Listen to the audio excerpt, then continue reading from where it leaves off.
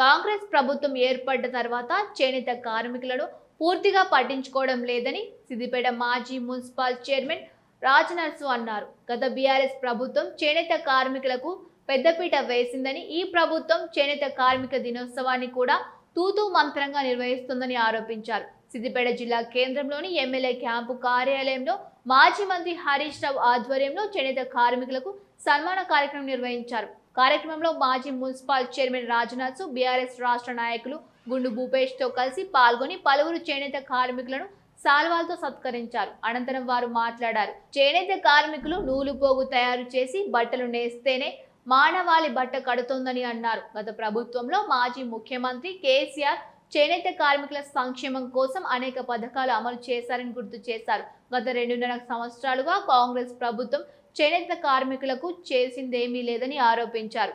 ఇప్పటికైనా కాంగ్రెస్ ప్రభుత్వం చేనేత కార్మికులకు ప్రత్యేక సంక్షేమ పథకాలు అమలు పరచాలని, లేని పక్షంలో చేనేత కార్మికుల ఆగ్రహానికి గురికాక తప్పదని హెచ్చరించారు. పద్మశాలి కుల బాంధవులందరికీ జాతీయ చేనేత దినోత్సవ శుభాకాంక్షలు తెలుపుతూ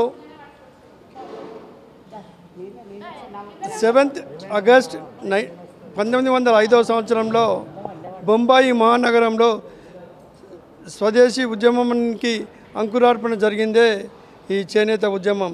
నాటి నుంచి నేటి వరకు కూడా ఈ చేనేత దినోత్సవాన్ని పలు రాష్ట్రాల్లో ఘనంగా జరుపుకుంటున్న విషయం మనందరికీ తెలిసిన విషయమే. తెలంగాణ రాష్ట్ర ఆవిర్భావం తర్వాత తెలంగాణ రాష్ట్ర తొలి ముఖ్యమంత్రి కేసీఆర్ గారు మరియు హరీష్ అన్న యొక్క కృషి వలన తెలంగాణ రాష్ట్రంలో కూడా అధికారికంగా చేనేత దినోత్సవాన్ని జరుపుకుంటున్నాము. కానీ ఈ కాంగ్రెస్ ప్రభుత్వం చేనేత కార్మికులకు సరి అయినటువంటి సహాయ సహకారాలు అందించకుండా మొండి వైఖరి ప్రదర్శిస్తూ ఉంది.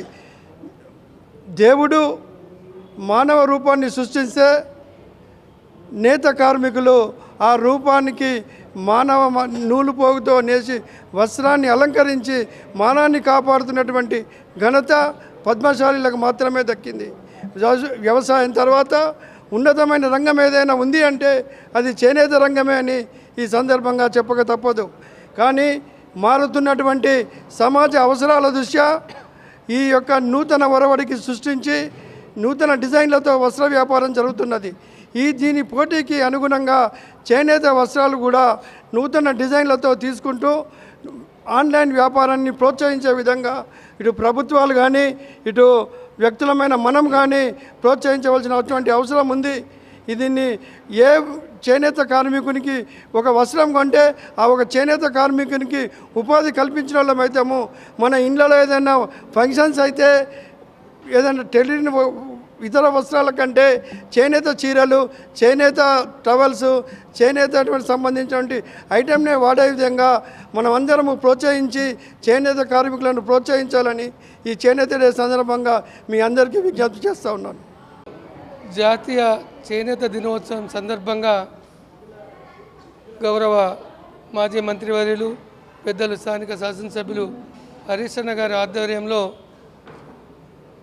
చేనేత కార్మికులను సన్మానించుకొని చేనేత దినోత్సవాన్ని గౌరవించాలనే ఉద్దేశంతో ఈ కార్యక్రమాన్ని ఏర్పాటు చేయడం జరిగింది.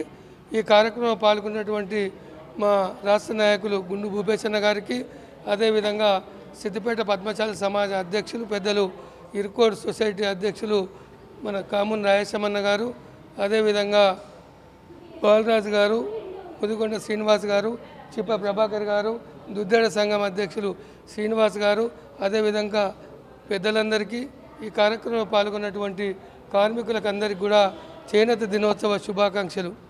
ముఖ్యంగా ఈనాడు చేనేత దినోత్సవం అంటే ఆనాడు చేనేతను ప్రోత్సహించాలనే ఉద్దేశంతో మా భూపేష్ అన్న చెప్పినట్టు బాంబేలో జరిగినటువంటి మన స్వదేశీ వస్తువులను వాడాలి, స్వదేశీ అనే ఉద్దేశంతో ఈ కార్యక్రమం అప్పటిసం చేస్తూ ఉన్నాం.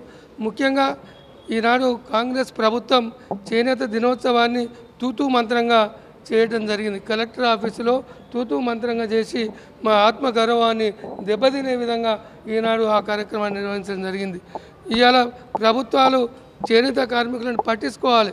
చేనేత కార్మికులు అంటే వాళ్ళు పాపం కష్టం చేస్తే వాళ్ళకి రూపాయలు వస్తాయి. కానీ ఈనాడు కాంగ్రెస్ ప్రభుత్వం వచ్చిన తర్వాత బతుకమ్మ చీరలను కూడా రద్దు చేయడం జరిగింది.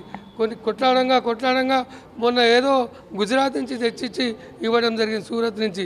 కానీ ఇప్పటికైనా కాంగ్రెస్ ప్రభుత్వం చేనేత కార్మికులకు ఏవైతే అవసరాలు ఉన్నాయో, చేనేత కార్మికుల బతుకుల్లో వెలుగు నింపడానికి చీరలను ఏదైతే సిరిసిల్ల కావచ్చు, భూదాన్ పోచంపల్లి కావచ్చు, ఎక్కడైతే చేనేత కార్మికులు చీరలు తయారు చేస్తారో ఆ చీరలు ప్రభుత్వమే కొని మళ్ళీ బతుకమ్మ చీరలుగా పంచాలని